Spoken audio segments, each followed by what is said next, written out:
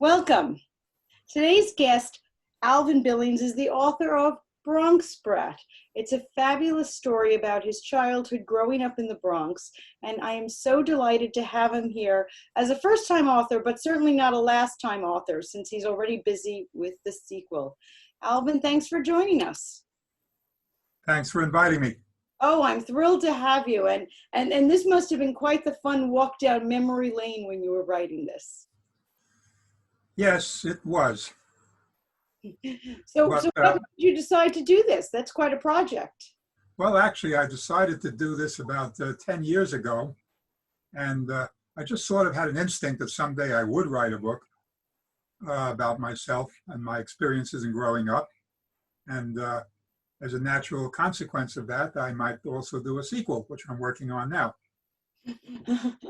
Now, you were an author or a writer, published writer before this. Can you tell me a little bit about your experience? Yes, I had a very long career in Wall Street, and part of that career was as associate editor of Traders Magazine and Security Traders Monthly. They were two competing publications.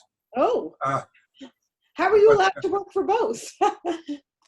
Very interesting. About the only thing they could both that both publications could agree on was that they liked me. Fabulous. Other than that, they were rivals. So Each one knew I was writing for the other, incidentally. Oh, they did. Okay, Yes. You didn't have to use pen names in different places. No, very open about it. How was this different than writing for Wall Street? I'm sure it was quite the difference. Well, I had occasionally assigned topics, and sometimes the publisher would just say, "It's your choice. I don't have anything special that I want to see in this month, so you pick it." So among the assigned topics would be the trader of the month, for example, and it would feature some prominent or not so well-known trader on one of the Wall Street houses, or sometimes I was out of town.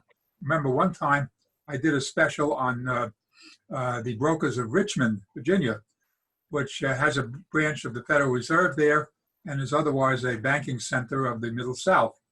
So there were 7 brokerage firms in the entire town, and I spent the whole day down there, going down the main street, interviewing one after the other. So that was one of the few times that I got to travel on my trip. Most of the time I wrote from home and just occasionally checking in with the office. Right, exactly. Now you said, how many years ago did you think about starting this book? About 10 years ago. Wow, 10 years. Yes, I was on a vacation with my wife, Claire, in the Poconos, and we were having a great time, but sometimes we were running out of activities, and there was a rainy day there in which I actually improvised. And since we didn't have any prepared material, I just had and the lights went out, all the power went out. Oh my. So I just stepped in and started talking about my background and all that, and everybody else just asked me to keep going. It was starting as a round robin, but a lot of people were either very reticent or they just didn't have very interesting lives, or they didn't think they had very interesting lives.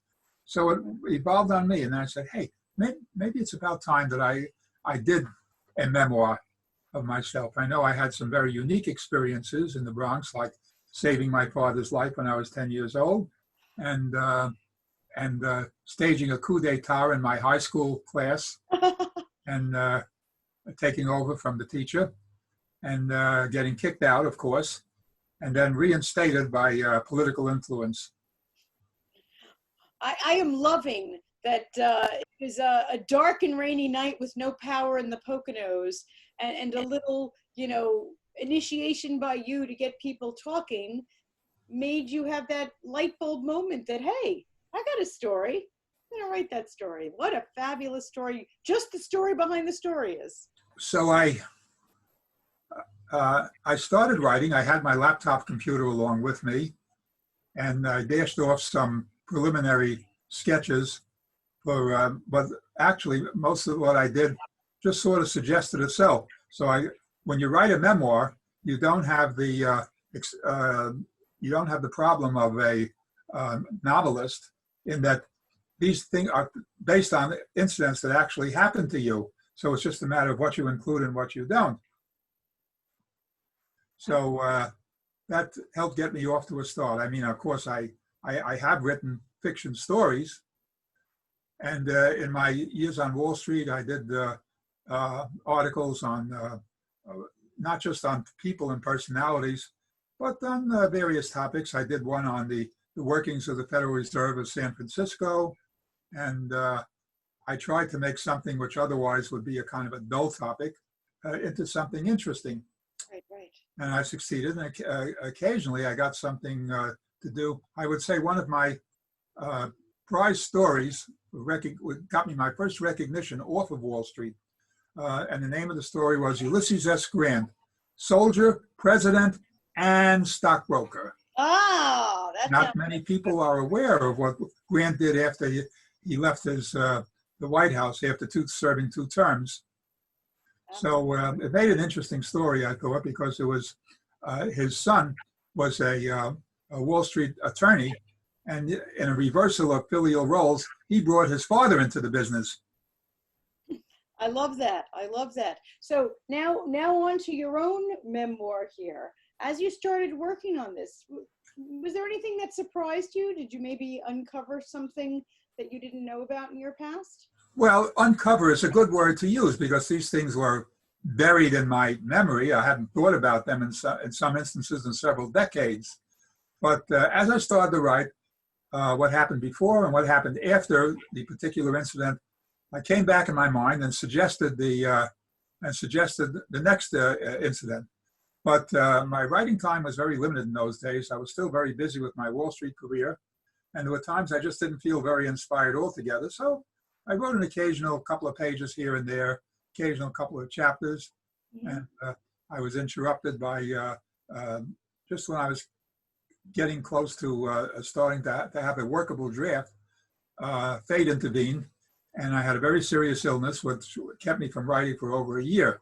I had a near fatal heart attack. Oh, gosh. I was saved by a very skillful surgeon, one of the best in the country, and that prompted me to get my act together after that, after I recovered. And they said I'd be laid up for several months. Well, I wasn't. I was only laid up for a month. And it was kind of like a miraculous cure. And I'll be putting this in the second book that I'm writing, the sequel to the first book. Bronx Brat will be succeeded by a sequel which will pick up the narrative of my early years when I became a man, and then my Wall Street career and my psychic career. I got very much interested in psychic phenomenon and the question of whether the human body survives its bodily death. And I was prompted to do this by the early and sudden death of my sister at age 16.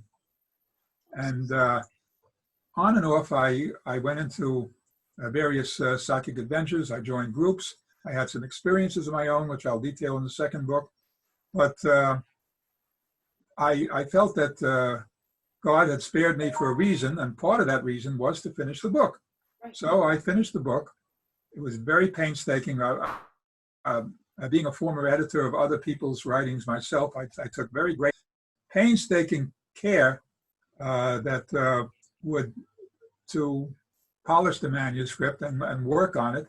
And then finally, towards the end, almost a year ago, I finished it. And even I found that when putting it into printed form, I discovered things that, with my wife's help, Claire, as a retired high school teacher herself, not English, art, but she did cover for English classes occasionally.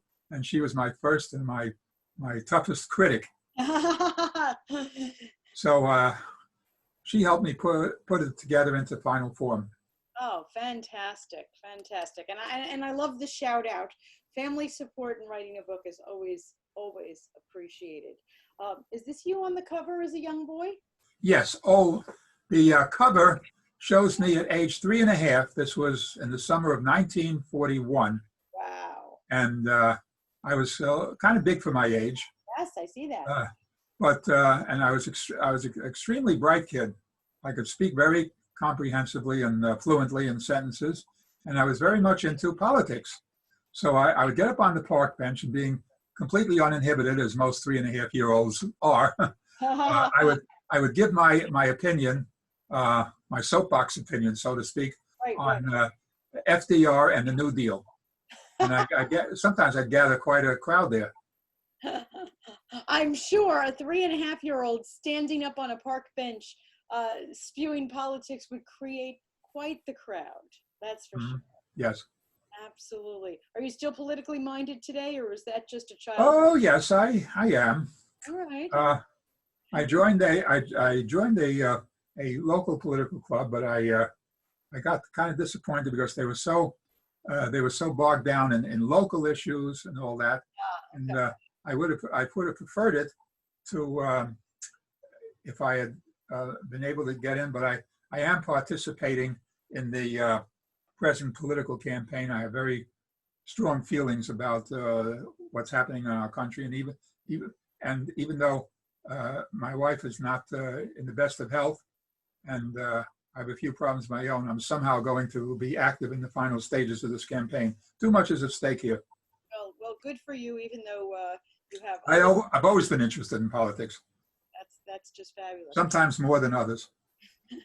So tell us about some, I'll say, tips for future authors out there that are listening to you and they're saying, I want to be that. I want to get my story down. Where do I even begin? Well, the best way to begin, I can go by my own experience, is to first make some kind of a general outline. Because you want to, and this applies to a memoir, and it also applies to an autobiography.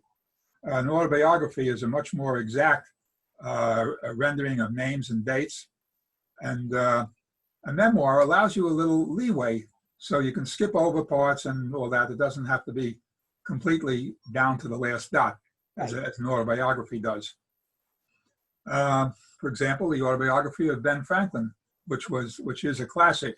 Yes. And memoir, I would say I was inspired by memoir by Mark Twain's Tom Sawyer. And although my adventures did not take place on the Mississippi, they took place on the Hudson and on the East Rivers. I had some pretty comprehensive adventures. So anyway, I put down some ideas, and then I tried to mesh them together and flesh them out.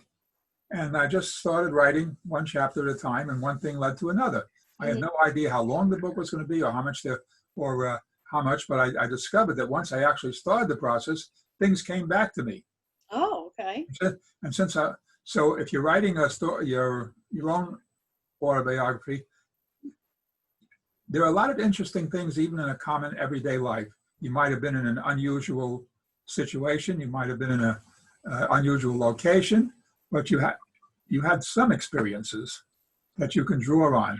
Right. And if you don't have enough experiences to draw on, you don't think your book would qualify as a memoir, then you can just make it as a novel and use a completely fictitious character, and that way you can embellish it whatever way you want, without reference to what actually happened. Right. Oh, that's a great tip there. So, depending upon the scope of what you want to recount in the book, if you want the full picture, details and everything, you're over here in autobiography. If you want a little less structure as far as needing to recount everything, you're over here in memoir. But you do have the option, like you said, of fictionalizing your life, or a segment from your life, in which case you get to determine how it ended too, and or at least things in that scenario. Excellent advice. How about writing? Do you write every day? Do you have a set place? How do you manage this? Well, I have a set place, and you're looking at it right now. One of the 3 bedrooms and upstairs here is converted into my office. I've got a computer with 2 screens. I think you can only see one in the picture, but I also have a screen on my left-hand side here. I wonder if I could show it. Let's see. Oh, fantastic. Okay. Yeah, there it is. Okay. I have a 40-inch main screen and a 24-inch separate screen. I have all my things together. Sometimes I try to write only when I'm inspired. So, and that doesn't happen every day. Sometimes I'm busy and I don't write at all. Sometimes I'll just do a few sentences. Sometimes I'll knock off a couple of pages. And all in all, from the time I got out of the hospital till I finished the book was another 2 years or so. But I just was determined to go faster. I think that learning by experience, having and Stephanie, I can thank you for this. You taught me a lot about the publishing end of the business, and that is how to market your book. And I never gave that much thought while I was writing. And I said, well, okay, well, I'll finish the manuscript and then I'll try to sell it someplace or do something with it. But that it took longer than I thought it would. But learning that on the basis of what I did, I think the second book I could probably finish within a year. Oh, wow. Picking up speed. Well, you Yes. have experience under your belt Yeah. from having finished the first one. So that's just amazing to be able to finish the second one in much shorter time. I noticed that some of the Amazon comments on my book, I was very pleased at the response there. I have 16 responses, of which 15 gave me a 5-star rating and 1 gave me a 4-star rating. And I found that very gratifying and also very stimulating to know that and several people said that they'd be looking forward to my next book, and they hope I continue to write. And I will probably try to oblige them. Wonderful. Well, I'm hoping that not only are you getting readers, just regular readers, but readers that can appreciate the location and time period. Readers that could read your story and feel like, wow, did I know that guy? Because I grew up in that same area. That's kind of the fun in a memoir, is being able to read things that you know on a personal level. And that's just wonderful. But I opened the book in an unusual way because I spoke about my specific inspiration. I had a general background inspiration. I knew in the back of my head that I'd finish the book someday, and my near brush with the hereafter kind of speeded things up. But I actually ran into a childhood enemy with his brother. Oh. And that kind of prompted me to how to actually organize the book. So the first chapter is actually a flashback from the current time to my teenage years, and then a second flashback from that to my beginnings and my family origin and my birth and so on and so forth. But this protocol on how to greet a former childhood friend whom you haven't seen in many years, but nobody ever talks. What happens if you meet an enemy? The kid who used to beat you up all the time, you know? So I found this very interesting. He was very uncomfortable because he's a very respectable person now. He owned the pharmacy in the neighborhood, and I think he was a little uncomfortable at encountering me. So I said, well, that in itself is an interesting. So I'm going to start the book that way and then go into a flashback. So this is an afterthought because I had already written out the years and the incidents I wanted to cover and all that, but I still had a lot of organizing to do. But not this kind of style would not fit everybody. So I'm not saying that you should copy what I did, but get down some kind of general idea and then let each idea expand on itself and lead to the next one. And write only when you really feel motivated. If you have enough self-discipline and your time circumstances in your family and your career, whatever you're doing, allow you that time, then write regularly. But sometimes I have not written in a week or 2 weeks or more even. And I sort of developed a sense of discipline as I went along. But I can imagine how much more difficult it would have been if I had been writing a complete novel and had to invent all my characters. Hmm. I think it would. I Absolutely. think it would have been much more difficult, but Absolutely. doable. But doable. Definitely.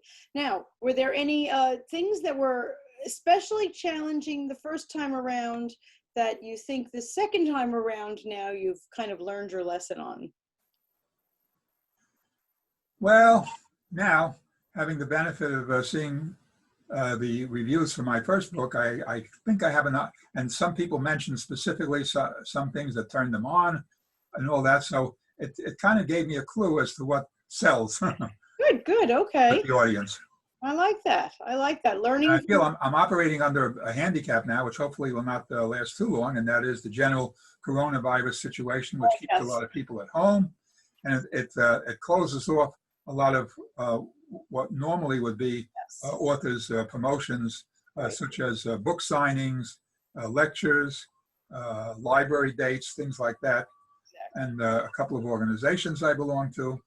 So with that handicap, we managed to get the book out anyway Absolutely. And and hopefully getting it promoted. won't be forever, and we'll be able to have some of those live events coming back to us soon. Well, you are hugely inspiring to people who want to write their first, but even more so that you, I see, have inspired yourself so that that second one is rolling off the computer faster and hopefully a little less painfully than the first one. Yes, I have a little over 100 pages written already, Wow. which may be as much as a quarter of the overall content. Right, right. So it went faster. Hmm. And another point I'd like to make, which is important, is don't let your age hold you back. Although I am a published writer, uh, an author of a book, my first book is coming out.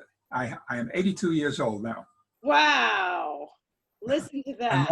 launching a new career as an author. Oh, Alvin, you are such an inspiration to our viewers. 82 years old, and yes, like you said, you have written before, but releasing your first book at 82. So it is never too late to start something new. Absolutely. Any And final? also, I found it's helped me personally because I'm never short of things to do. I trade actively in the stock market when conditions permit, and I actively peruse, so peruse or peruse. Oh, good question. We're New Yorkers, so we probably say peruse, right? I actively peruse current events and keep up with things. I belong to a couple of organizations which have invited me when the time comes to make a presentation to them about my book. So, like I say, we're putting that on the Yes. back burner now until conditions allow us to do that. Soon, I hope. Soon, I hope. Yeah, Any final words of advice for our viewers out there? yeah. There will be days that you don't feel like writing, and when you tackle, but try not to let too long pass by between adding to what you're doing and going on to the next page or the next chapter, because if you let too long a period of time goes by, then the excuses become like self-generating. Oh, I got to take care of the household chores meantime, or I got to get to the store to buy something or whatever, and then days turn into weeks and weeks turn into months.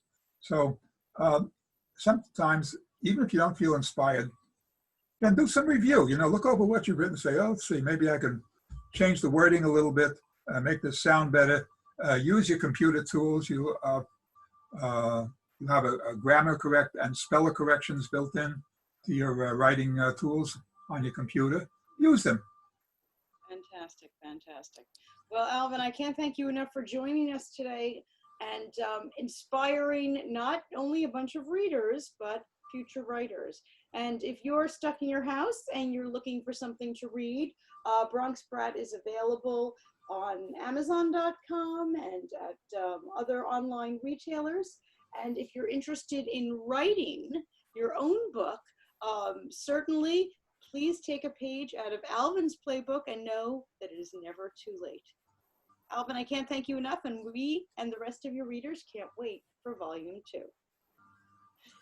Let's say hopefully within a year. Absolutely. Thanks for joining us, everyone. Thanks.